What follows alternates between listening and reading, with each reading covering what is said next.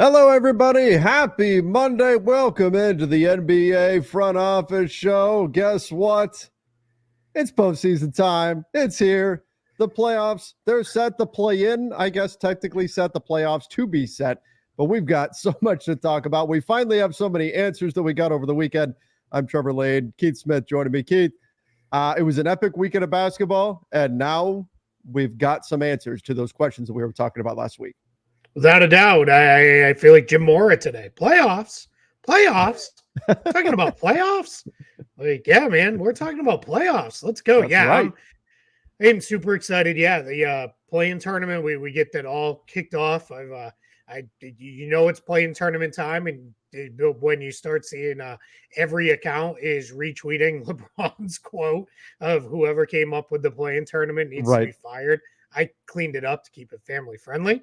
But yeah, and then it followed by, was it 3 of the last 4 years or whatever it's been. But yeah, man, we're there. I'm beyond excited. I think things broke in a very interesting way for a handful of teams yesterday. It seems like we have most of the guys we were a little nervous about injury wise seem like they're going to be good to go for the play-in tournament and the playoffs. So that's also good news. So yeah, we're gonna get into it, start breaking it all down, what we know today, and then we have one piece of news that we got to get into too, related to a playoff team, but a specific player. So wherever you want to start, I am ready for you to take it.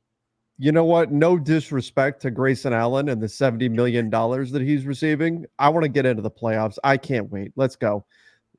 This is the bracket as it currently sits. I'll zoom in a little bit, and we're not really the stars of the show here, Keith. It's the playoffs. So let's minimize us even further here if we can. We'll get rid of that. That way we're a little more out of the way. All right. So let's start bouncing around here. I guess let's get them out of the way. Sorry, Bulls and Hawks. How interested are you in that play-in game, which closes things out? Unfortunately, closes out the play. It's weird that they have all the West games tomorrow and then all the East games on Wednesday. Yeah, I think it was the fact that the West, if you just look at it, it's more of the this sounds stupid to put it this way. It's more of the Eastern West teams that are in the mix in hosting games than it is the Western West teams. So I think that was a big part of it, right? They had to go a little differently, so you didn't have necessarily the full balance that you would have liked to have had, because if you had done it any other way, you're pushing the Pelicans to tip off at like 9:30, which is like I think 8:30 local time, which probably not great for them. That's a little later than usually want to tip off a local game. So yeah, that's by the time we round around the Bulls Hawks, I think we'll all be ready for a bit of a break after two hopefully very good high intensity or 3 high intensity games prior. Okay, so let's knock these out. Who wins the Bulls Hawks pillow fight? I'm going to pick the Bulls just because they're at home. I have no other reason. Hawks are still banged up, too. Their front court is a mess. Jalen Johnson won't play in this game. Onyeka Okongwu is not going to play either. We know Saddiq Bey is already out, so I'm not sure where they're going to go for front court depth. Vit Krejci, who's been playing a lot for them at a forward spot, he's not eligible because he's a two-way player. They did not convert him to a standard deal, so he's out. So yeah, I mean, you're talking Trae Young, DeJounte Murray are going to have to get it done against the Bulls, but give me DeMar DeRozan, Nick Vucevic, Kobe White, that crew. I'll take the Bulls. This should the Bulls win, as you're suggesting, and I think I'll agree. Should the Bulls win, this is probably the last game that DeJounte Murray and Trae Young will play together. Yeah, I agree. I think that's an accurate read on it. Putting together everything we're hearing, it sounds like it's going to be one or the other early on. If we go back even to the trade deadline, felt like that would be DeJounte Murray. But we're hearing more and more buzz that maybe it's Trae Young is the way to maximize their trade return as well as clean up their books in the best way possible. So we'll see. By the way, we've got Chicago is a 3.5 point favorite currently. Remember, though, betting lines don't necessarily suggest that team is more likely to win. It's more trying to get an even number of bets on each side. So it's not always an accurate reflection of exactly what a matchup is going to look like. But right now, the Bulls are the favorite at home. This one I think is really interesting. 76ers and Heat. I think whichever team does not win will win the next game and become the 8th seed. But this one is more difficult. I mean, with Embiid back, it's Miami. We know what they've done in the postseason. I don't know what's going to happen in this matchup, Keith. This to me is a coin flip in terms of who's going to actually walk away with the win. And maybe you just lean the home side. It's got Philly right now as a 4.5-point favorite. I'm a little surprised that they're that heavy a favorite. We know what Miami does in the postseason. I picked against them every single step of the way last year, Keith. And by this point, I think I've learned my lesson. I'm not going to do it again. Yeah, what's interesting with the Heat is even if we go to last year, they lost in the first playing game, the 7-8 game. They were down late in the second game to the Blues, to the Bulls, if I remember correctly. And then they pulled it out and then obviously went on to upset the Bucks and everybody along the way, including the Celtics on their way to the NBA Finals. If Embiid is like 85, 90% of Embiid, I'm going to pick the Sixers in this one. They're home. I think they're the better team than Miami, but I'm with you. I think Miami will then win that second game, which sets them up for Boston in the first round, which I'm sure every Celtics fan is absolutely going to love. I already said it a couple radio spots this morning. If the Celtics lose game 1 to Miami, the panic meter is going to be way, way up here, somewhere near the roof of my house, where Celtics fans panic will be, just if that's how that goes down. Sure. Yeah. All hell will break loose at that point. And then that would set up a 76ers against a surprising 2-seed Knicks. Did you anticipate them moving up to 2? I thought the Bucks were going to hang on to it, but no, they did not. They lost. And so now the Knicks are the 2-seed. I thought Orlando might trip up Milwaukee in that last game, but I also thought Cleveland would win, which would have given Cleveland a chance there as well. But then you had the Knicks pull it out. That was probably the best game of the day. I think not even probably, it definitely was the best game of the day. As it went into overtime, the Knicks played really hard. The Bulls, with nothing to play for, played their guys into the overtime yesterday. So kudos to that Knicks team. Jalen Brunson, I've been listening to some different podcasts this morning, getting a lot of love for not winning MVP, but being on the MVP ballot. Sure. I think that is well earned by him. I think he's really pushed when you really consider, especially if you're voting on most valuable versus just best player. I think Brunson has, fit that definition of most valuable, because with their other injuries, you take him out of the mix. They're probably not even a playoff team. If we're being realistic, they're probably maybe a play-in team, at best. And, here they are, the 2-seed. And really, that's going to be tough. That's whether it's the Sixers or the Heat, that's just going to be one of those absolute rough and tumble rock fight kind of battles between two teams that will get after it defensively. I'm excited for that one, for a little bit of that throwback element to that 90s NBA that everybody says they really want to see again. Yeah, and that's a whole other discussion. Do we really want to go back to the 90s? Maybe for a game or two, it could be fun, but I don't know if we really want to go live in that world constantly. I don't know. Maybe we can bring back Crystal Pepsi and all that kind of stuff while we're at it. Start throwing koosh balls around at each other and all that sort of stuff. Koosh balls. That's a good call. Right? Yeah. Crystal Pepsi. When they were testing Crystal Pepsi, they were selling it in Rhode Island, and where I grew up in Massachusetts is not far from Rhode Island. So we legit one Saturday loaded up in the car, and my mom drove me, my cousins, and a couple friends, and my aunt all over to Rhode Island, and we loaded up on Crystal Pepsi and brought it all home. And then everyone was like, "It tastes fine. It's weird," and I don't even know that it all got drank. Yeah, it was fine. I remember not disliking it. I remember liking it enough to where I was like, why is this going away? Why did they get rid of it? But part of that's nostalgia, I'm sure, at this point, and I'm sure the money told them that it was time for this to go away. It's like the different colored ketchups. They taste just like the regular ketchup. I just but it's can't, still weird. like, I can't eat it. Like, it's just too weird to me. Like, I Mm. don't know. That's the connection between visual and taste that, like, I just can't, my brain won't reconcile that the green or purple ketchup tastes fine. So, yeah, that's rough. One of my roommates back in college, he was like the guy who, if anything was on sale, he'd buy the sale version of Yeah. whatever it was. And they were selling a bunch of the bottles of purple ketchup. And he bought like purple ketchup. And then we had purple ketchup for like 2 months in the fridge. And never, like, me and three other roommates were like, nope, not doing it. We went out and bought our own like bottle of ketchup instead. I'm not touching that stuff. No, couldn't do it.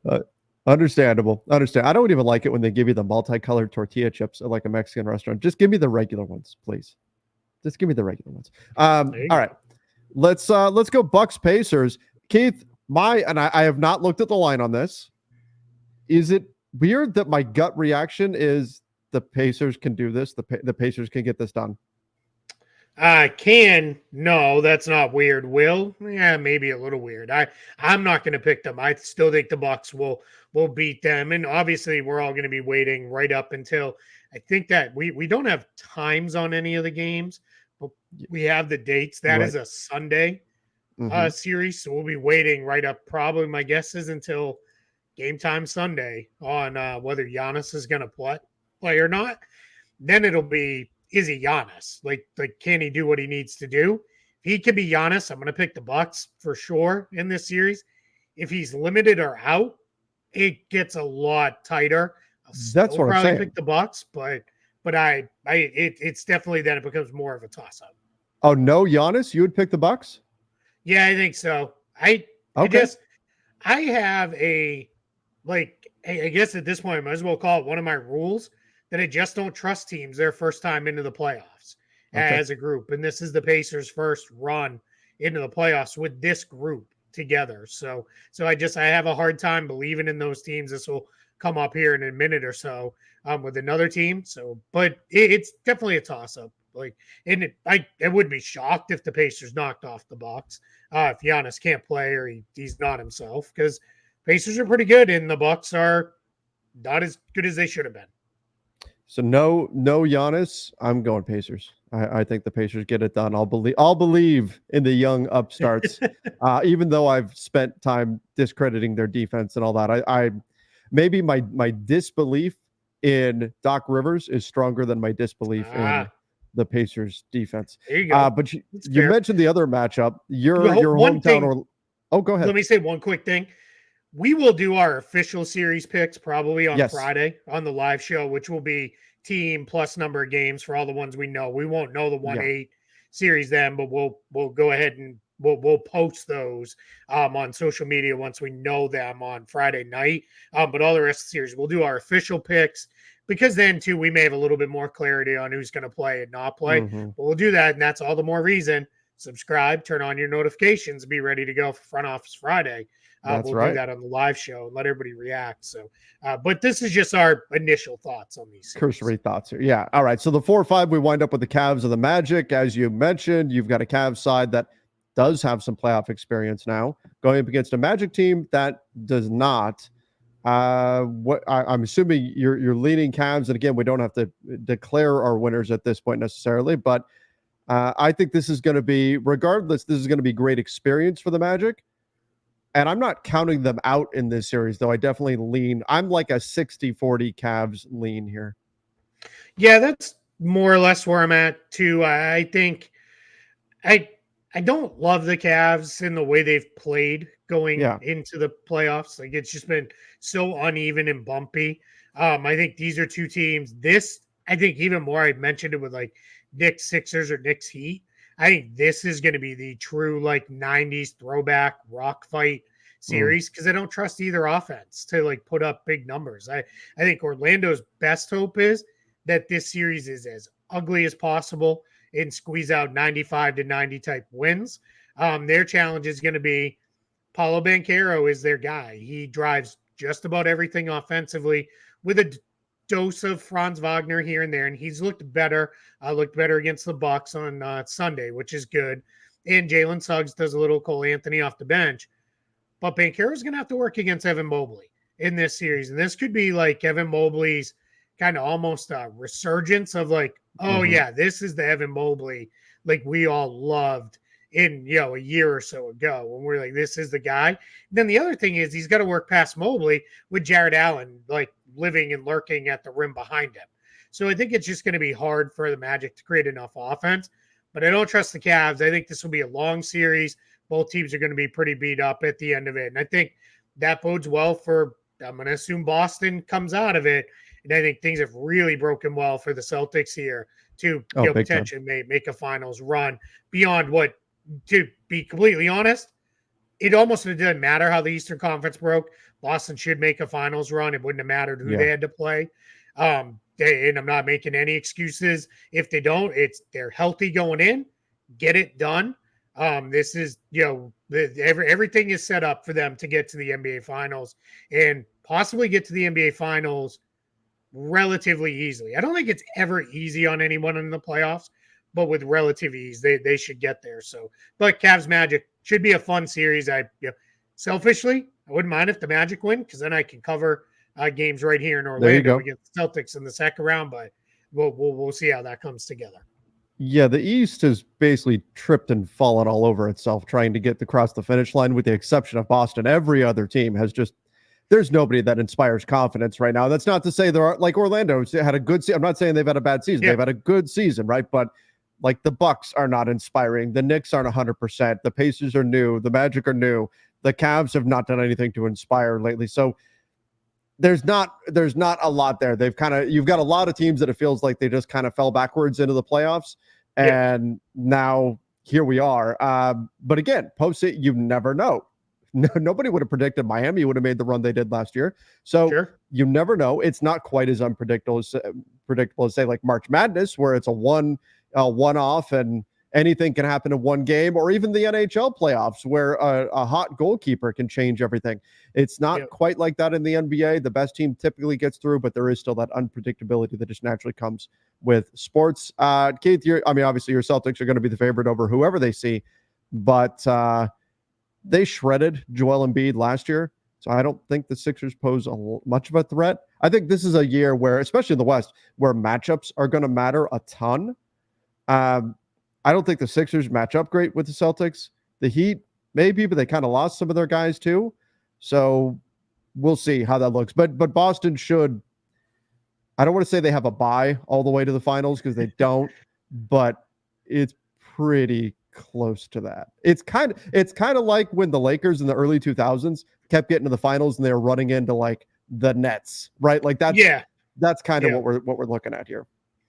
Yeah, I mean, in some historically bad Eastern conferences. Yes. Back then, yeah, for sure. I think there's a world where Boston's stiffest challenge does come in the first round, whether that is Philly or Miami. That could definitely be, I think, second round if they get through, which again they should. That should be, they should get through there. I'll say too, there's a world where by the time we roll around, the Bucks, or let's say it's like the Sixers or the Heat, and they upset the Knicks, one of those teams is really kind of rounded into the form we thought they would have at the beginning of the year. And now they're kind of more ready to challenge Boston.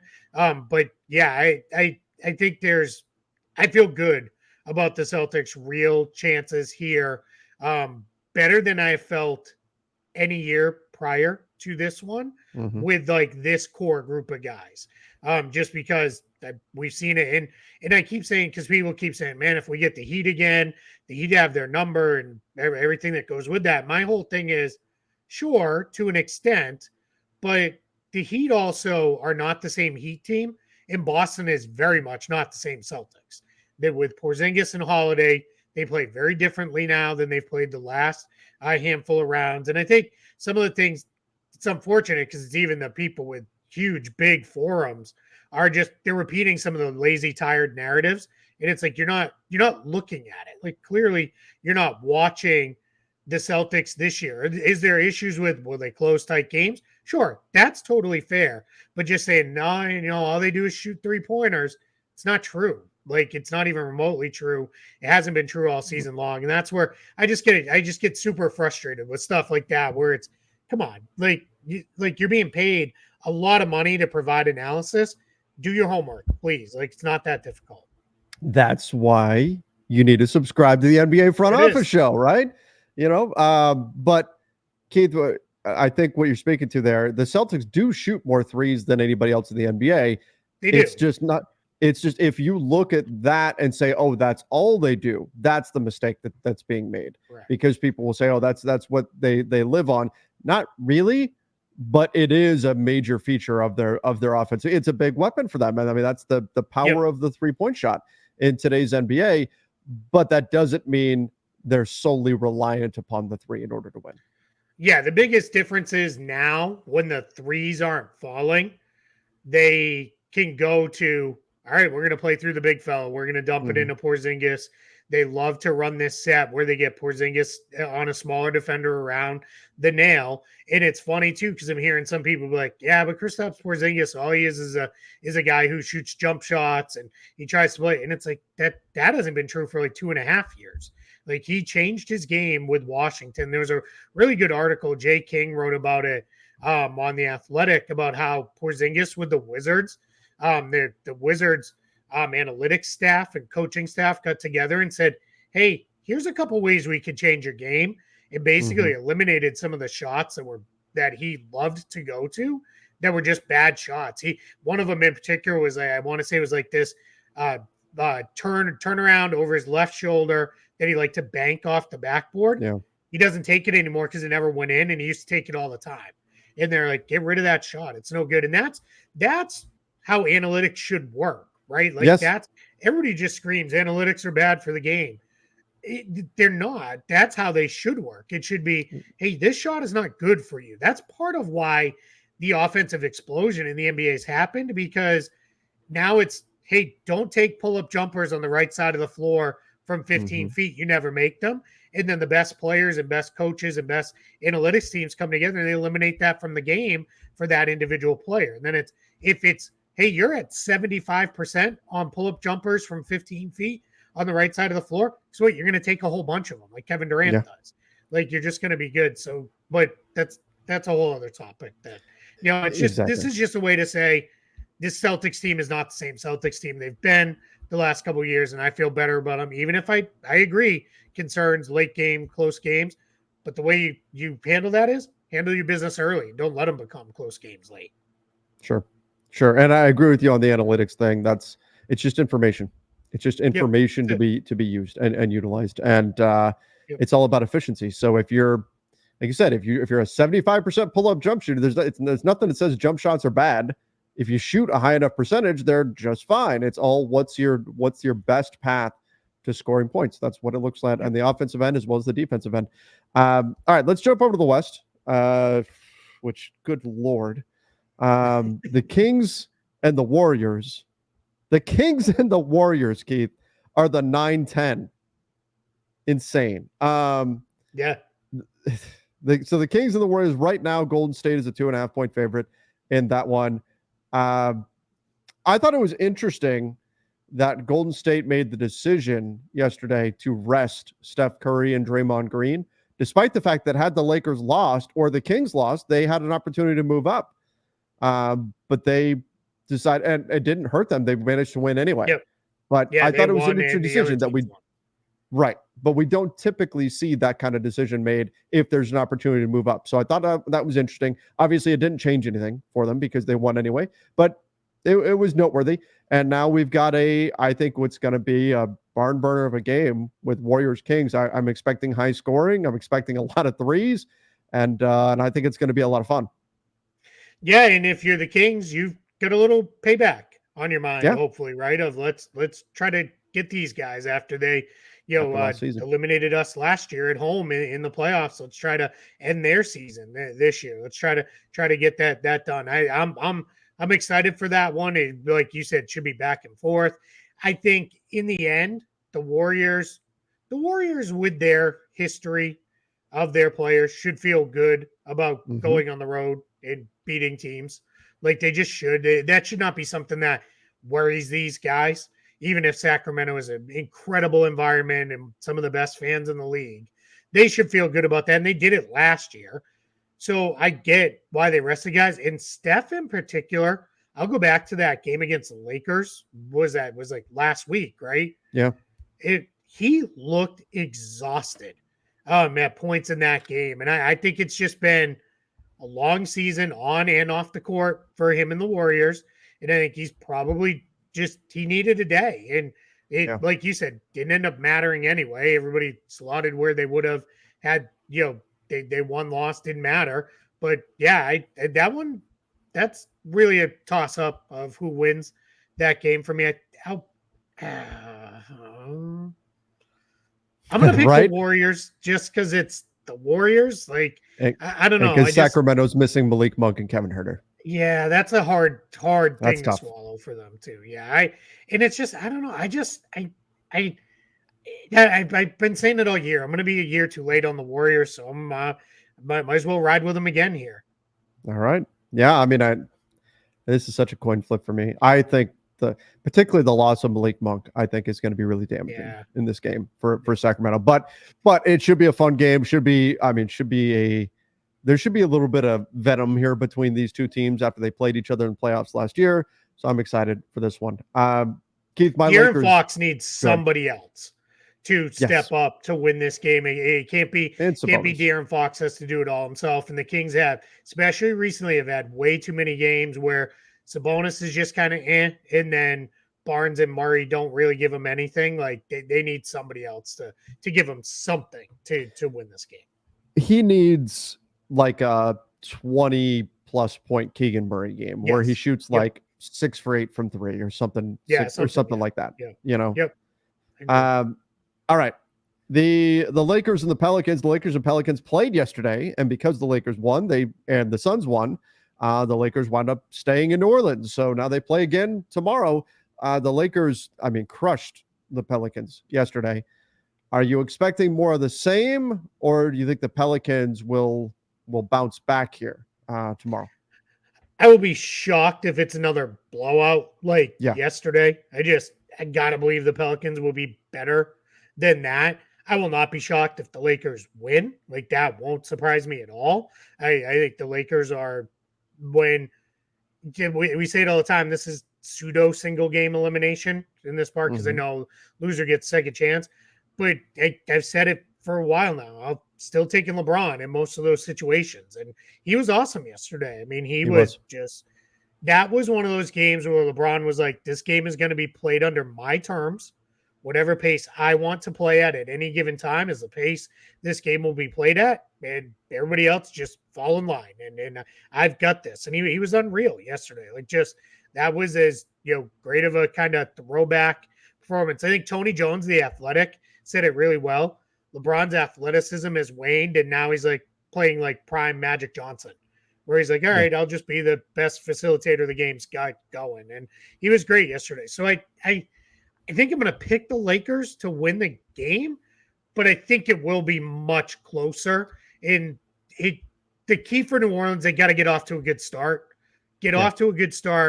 Get the Lakers, get them down. And sometimes what happens in these games, we've seen it in the history of the play-in tournament, in the 7-8 game, if you can get a team down early, sometimes the team starts thinking, all right, well, we got another shot. Like we don't, like we're not going to invest emptying the tank and trying to come back. And that, I think that would be big for the Pelicans if they can do that. If they can get the Lakers down early, that's a good opportunity for them to maybe kind of run out ahead and hold off the Lakers. But I'm going to pick the Lakers to win this one. This is what's going to be a key to watch for. It's LeBron's defense. He was on a different level defensively than what we've seen over much of the season. He definitely pushed down on the gas pedal on that end of the floor. Does he do that again? The Lakers turned the Pelicans over a bunch. They won the turnover battle, which was critical. The Pelicans are the better team on the season in terms of forcing turnovers. So if that flips the other way, all bets are off. Who knows what's going to happen in this one, but should be an interesting one. Jonas Valanciunas was played off the court in about 3 minutes. And we'll see. The Pelicans really need him in the middle. So we'll see exactly what that looks like in tomorrow's game. The Pelicans are going to come out there with some changes to their game plan in terms of how they approach the Lakers, how they deal with some things. So it should be an exciting one. But Keith, the silver lining to whichever team loses this, is they dodge Denver in round one because Denver is the 2 seed. Keith, I've had some Lakers fans going as far as to say lose this game, so you dodge. I hate it so much. Right, it's right. So I said the stupid. same thing. Yeah, so you don't dumb. do it. To me, first of all, if you are even a little bit stitious, not even superstitious, you do not incur the wrath of the basketball gods like that, right? You don't do that, right? But then on top of that, you're saying that if you are saying throw this game so you avoid Denver, that means that you're going to go play against either the Warriors or the Kings and trust that neither one of those teams has a random heater game and knocks you out. Like that's what you're trying to do. In addition to putting another game on your books, more miles on your players, it makes no sense. Look, I get it. The Lakers haven't beat Denver in 8 straight games. Denver's still my favorite to come out of the West, but I don't think you mess around here. And look, first of all, this is fans talking. There's no chance the teams would ever do this, would ever actually try to. Right now, it's just maybe a little bit of a silver lining if you happen to lose that you could avoid Denver in round one. But there is no chance that the teams are thinking, hey, let's not win this game. And because we're that confident that we're still going to make the playoffs anyway. And that would get us to avoid Denver. All right. So here's my thoughts on all of this. Yes, you'd rather play the Thunder than the Nuggets. You would not rather play the Thunder than the Nuggets by such an incredible margin that you throw a play-in tournament game. That is dumb. As you said, all right, so whether it's the Lakers or the Pelicans, whichever one says, yeah, let's just toss the game because we'd be home for the next one anyway. We'll play it out against the Kings or the Warriors. Okay, so you really want to invite Stephen Curry, one of the game's all-time clutch assassins, into your building where he would love nothing more than to end your season. Yep. You're going to welcome him with open arms? No, that's stupid. One, if it's not Steph, okay, there's a world then where De'Aaron Fox is running a layup line to the rim on either one of those teams over and over and over again because he's going 100 miles per hour and you just played.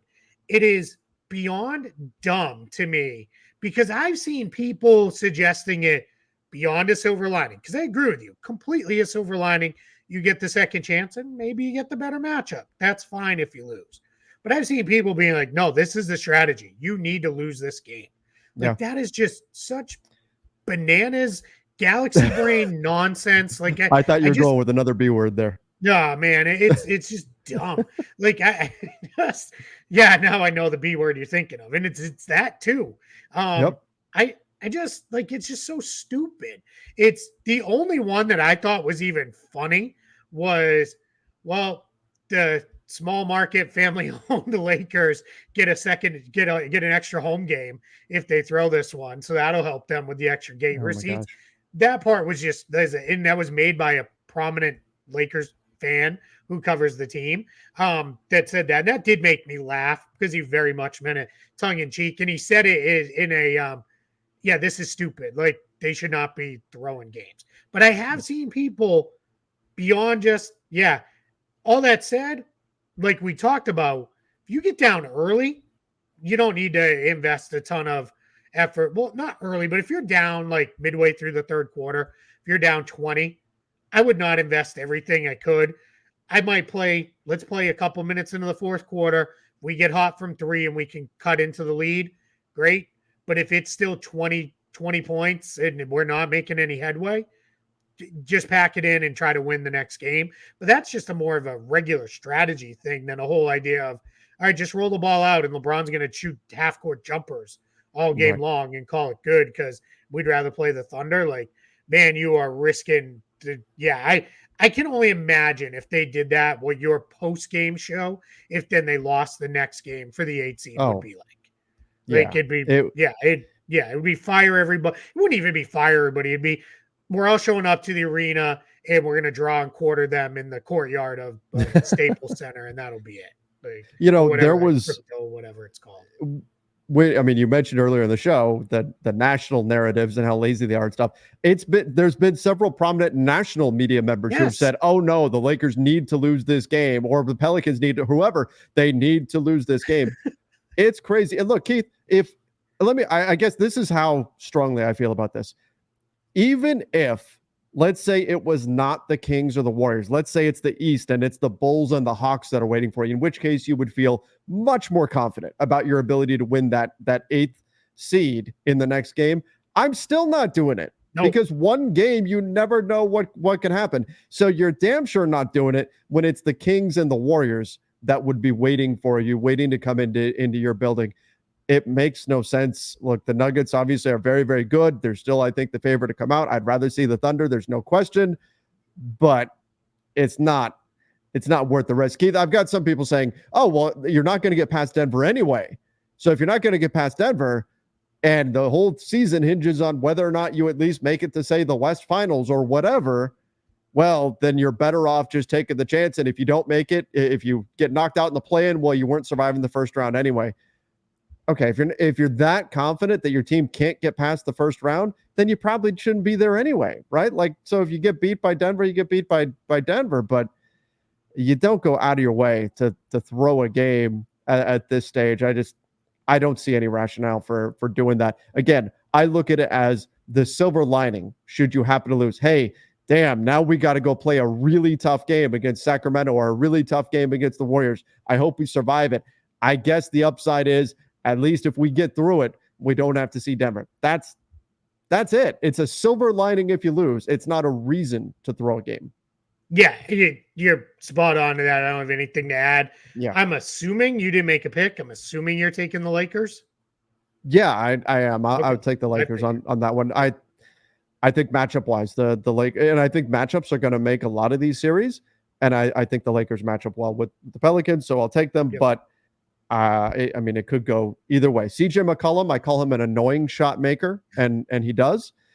He hits those shots with 22 seconds left on the clock that he has no business making after you've played good defense for the entire possession. He'll hit a random shot. So that can happen. We know they've got guys who can get hot. They're a great three-point shooting team. Herb Jones hit threes yesterday, which he definitely can do.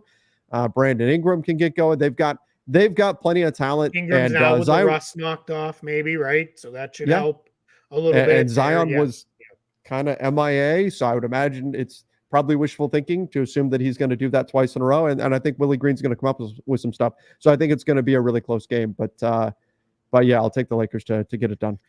Thankfully, Anthony Davis sounds like he's good to go. Sounds like it was just a momentary thing at the end of the game. I saw some complaints about why was he even in the game. That didn't really bother me that he was in. No, at that point in the game, it wasn't like there was a minute left or something. Yeah, like that. It was like 6 minutes to go. Yeah, you're right. I think it was 5:52 left. So I don't really mind. Like, it's fine. We're playing it out, and yeah, I mean, I also don't think Larry Nance made a dirty play. I think it was maybe not at all. An unnecessary play. A little bit. I get AD felt like, hey, it was already up in the air, but there's a difference when it's like I jumped up for a lob and the guy 2 hands in my back shoves me. That's dirty, and that should be dealt with however it is. This was a rebound play, and there's always contact on rebounds. Like I didn't think there was anything there. Also, Larry Nance isn't that kind of guy. Like, he doesn't exactly like that. So 100%. Yeah. All right. So let's do the other 2 series. We already talked Clippers Mavs a little. We'll do our official pick. I think we're both in the same place. If Kawhi plays, it's a coin flip. If Kawhi doesn't play or can't beat Kawhi, I think we both like the Mavs. Did you see Ty Lue's presser? Where he was asked? I think it was who was it that asked him? Anyway, I forget who it was, but I think it was Brad Turner for the LA Times who asked him, like, hey, what's going on with Kawhi? Well, we hope he plays, or he said something to that effect, or we definitely want him to play or something. And then he pressed him again, like, so is he going to play? Like that's what we're hoping for or something. He's not going to answer the question whether or not he's playing, but I don't know. Like, what do you think the percentage is? Kawhi plays or doesn't play? I think he plays. I think he's good. Woj's reporting on Countdown yesterday was that he's ready. He's good. They basically said, look, we're not pushing for seeding, which turned out to be right because neither was Dallas. And they basically said, we're good. We're gonna let him rest up and get as healthy as he can and be ready to go. So I think he's gonna be good. I think he'll be out there, and I think he'll be himself. And I think that has the potential to be arguably the best series in the first round from Sure. a competitiveness and good basketball standpoint. I think there's going to be, I think Magic Cavaliers is going to be a competitive series. I don't know how good the basketball is going to be in that series. It might be pretty ugly. I think Clippers Mavs might be really good. Yeah, and that's a Sunday night matchup. Yeah, so he gets it. It's Yeah, shocking, right? Giannis, Kawhi, they get the extra day. You get the extra day.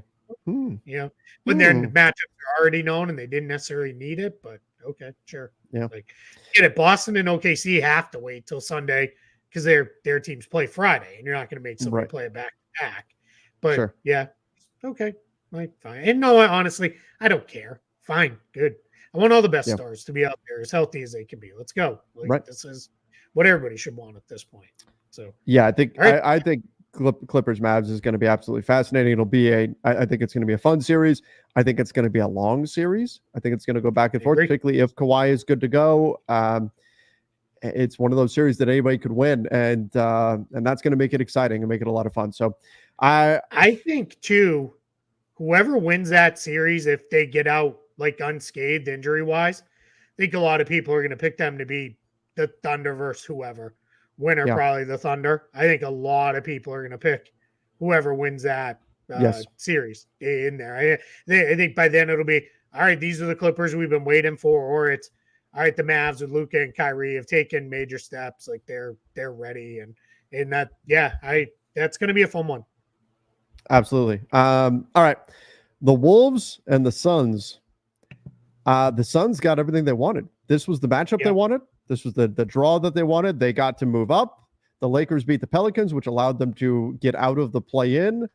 And now the Suns get the Timberwolves. And part of me looks at this and thinks, man, this has been a great Wolves season. And it's unfortunate for them that they drew Phoenix, because I think Phoenix is a tough matchup for them. And this is it reminds me a little bit from last year, Keith, when it was the Kings and it went, oh man, but they got Golden State.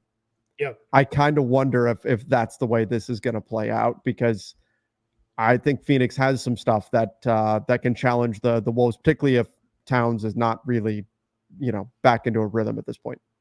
Yeah, I completely agree. I think what's interesting, if we start something with the Suns, we go back 2.5, 3 weeks ago, all we were talking about was this killer end schedule for them. They're going to fall into the play-in tournament. They're not that they're done, but like they're going to be down in the play-in tournament. They went 7-3 in their last 10 games, including 2 wins over the Timberwolves, which that's what pushed them up into this 6th spot. The Wolves had a chance yesterday. Had they beaten the Suns, they would have drawn the Pelicans in the first round instead, and they didn't get it done. I think this is the worst possible matchup for Minnesota. They won. They would have been the 2 seed. Yeah, exactly. Yeah, that's the other thing too. They would also, pushed up into that spot. So I think with Minnesota, this is Christian Anarsu said this. I think they allow by design the second most mid-range jump shots in the league. The Suns take the second most mid-range jump shots in the league by design, because they'll live off KD, Booker, Beal pull-up jumpers all day long. There's nowhere to hide Karl Anthony Towns in this series. You can't put him on Nurkic, because then what do you do with Gobert? Because you can't even do the roamer defense where it's, all right, roam off a weak shooter. They have to maximize the minutes whenever the Suns put a non-shooter on the floor, which is pretty rare, because it's almost always, especially as they've cut down their rotation, they've pretty much cut it to 8 guys. It's Eubanks and Nurkic split the center time, and then it's Gordon and O'Neal, who can both hit jumpers. Maybe you say when Royce O'Neal is out there, we'll live with it. If we lose because of Royce O'Neal, fine. We'll play off him and let the other big kind of roam around and help. But, man, this is a messy matchup for a team that is a really good Timberwolves team that's very solid defensively. It's just this matchup is a mess for them. Anyone else other than clearly Denver would have been better for them, just defensively, because they would have matched up better. The Suns beat the Wolves by 29 points combined in their last 2 games. Yeah. So it's not like they just barely squeaked by against them. And yesterday wasn't that close. It wasn't as close as it finished. It was 125-106 was the final score. I mean, the Suns jumped out all over the Wolves, and then in the previous matchup, they won by 10. I think that one was also like a 20-point game for most of it too, if I remember correctly. Yeah, and then you go back and you look at and then they lost 133 to 115 in their matchup prior to that. They've played 3 times this season, unless I'm missing a matchup here. So I think it was only 3. So the Wolves have not. I mean, they're losing by an average of 16, 17 points when you add all these games up. This is maybe a little bit less because they only won by 10. Bottom line, they're losing by double digits on average, easily. That's not ideal here for this matchup with the Wolves, and I'm definitely I think this is going to be a first round out, I think, for the Wolves. As much as Keith, I was in on the Wolves to start the season. I think this is the matchup they needed to avoid, and they were not able to do it. Now, I will say, every once in a while, we get into the playoffs, and a team that handled the team with ease in the regular season, something just flips. Those are more often when it's one of those ones where it's like they beat them 4-0, but when you look, their last game was like January 10th. Before the trade deadline, and they're like 2 different teams now, or whatever the case may be. You do run into that, but yeah, I think I'm going to pick the Suns. I think the Wolves will, with a week to prepare, they'll have some stuff figured out, sorted out. What they have to do is they have to punish them on the other end. You have to get Karl Anthony Towns going. You have to make sure he is out there dominant. Anthony Edwards has been awful against the Suns this year in those 3 games, and that can't happen. Yeah.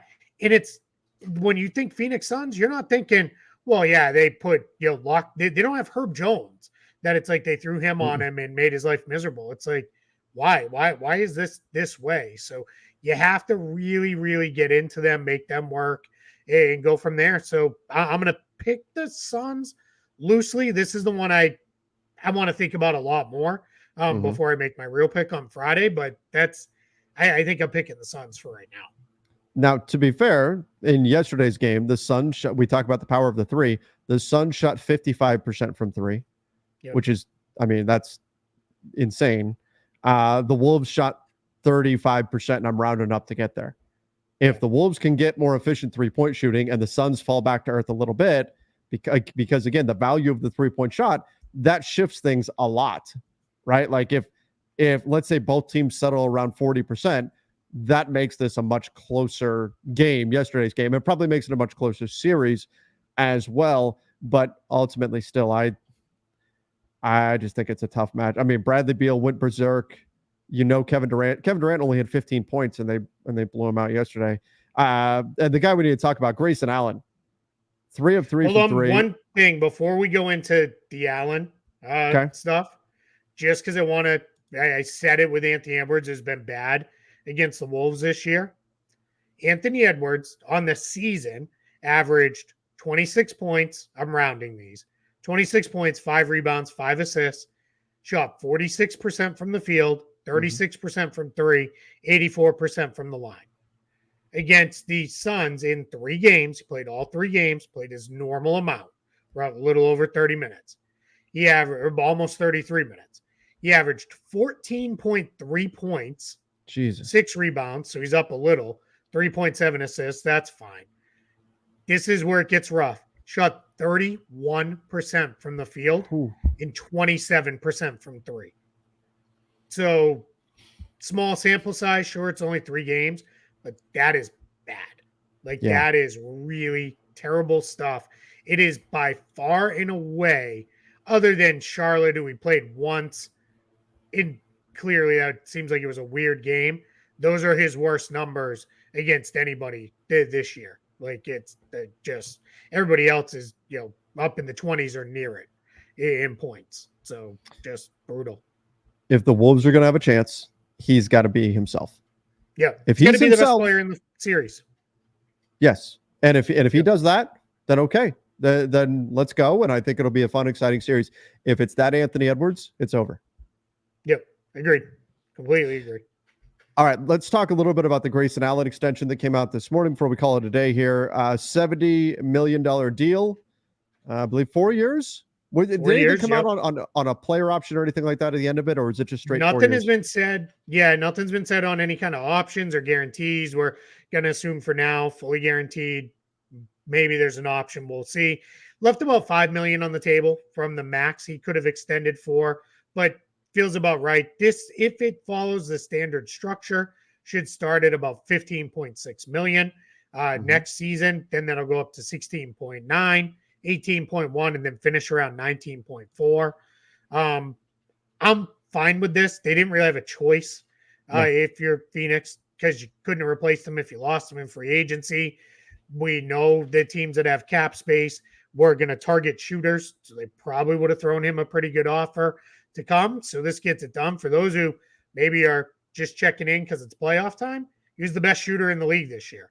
High volume of threes, and he shot 46% from three this season. Like, just unbelievable year. Good passer. Kind of functions as almost the second ball handler sometimes for certain lineups for the Suns. Defensively, yeah, he's a little rough. Like, I would expect the Wolves to do everything they can to get him on Anthony Edwards in that first round series. That could be a way you get Edwards going. But yeah, unbelievable shooting year for him. Here's the crazy part. Is basically that $15 million extension next year comes with about a 4-time multiplier for the Suns on the luxury tax penalties. Ooh. So that $15 million is going to cost them over 60 in luxury tax penalties next year. They go from about 40 million to about $104 million in luxury tax penalties. So roughly that $15 million extension plus the penalties will cost the Suns about $75 million next season. We're getting into like Kelly Oubre is costing the Warriors $80 million or whatever territory. Wow. Yep. Very rapidly. I'll say this though, like, he's the best 3-point shooter in the league right now. He shot 46% from three. You need somebody out there that's going to knock down those open looks when teams are focusing too much on Booker, Durant, and Beal. So I understand why the Suns did it, but man, that's a price to pay. Now, we talk about too, like future flexibility though, wise. That's part of this too, right? Like, you have to, if let's say sometime down the road, 2 years from now, 3 years from now, whatever, you need to have salaries on the books in order to trade, right? So I'm not saying they did this deal to trade him, but it doesn't necessarily mean there's just zero flexibility in the future with this contract. If you were to move him, I don't think it's not a hefty number, especially for the guy who's shooting this well. But man, that's a lot of, like, in terms of salary cap space, 15 million, totally fine based on what he did this season. No problem with that at all. But the amount you actually have to pay in order to have him on your roster, woo, that's a lot of money. But hey, Matt Ishbia, so if your mortgage goes up a half a percentage point or something, that's probably why. There you go. That'll probably explain it. It's if I don't know which mortgage company he runs, I know it's one of them, and I know his doesn't like Dan Gilbert's from the Cavs. That's the extent of what I remember. So you can so when you're paying your mortgage, you can curse the name of Grayson Allen while you're doing so and say it's your fault. This is your fault, Grayson Allen. He hasn't given a lot of people reason to curse his name already. And so this just gives people even more reason to dislike Grayson Allen. But he earned this contract. Suns had to do it. I have no real issue with it. And this is part of what you do when you're trying to win a title. You spend. And then you said it about the Drew Holiday extension. You let tomorrow's problems be tomorrow's problems. Lock guys up now and try to keep things moving. This is not the last extension we're going to see. I think we're going to see a handful more before we get to the start of free agency open. It's just how business gets done now in the NBA. Yep. Yes, indeed. All right. Well, I'm excited. The postseason is here. Tomorrow, we're going to have a couple of play-in games. That's going to be a lot of fun. And, of course, we'll be here breaking everything down and keeping you up to date on all the latest news. So make sure if you're over on the YouTube side, subscribe, turn on notifications as well. And then over on the podcast side on Apple Podcasts, Spotify, make sure you guys subscribe there as well. And leave us a rating and review. It's a great way to help out the show. All right, everybody. Till next time. We'll see you and stay safe.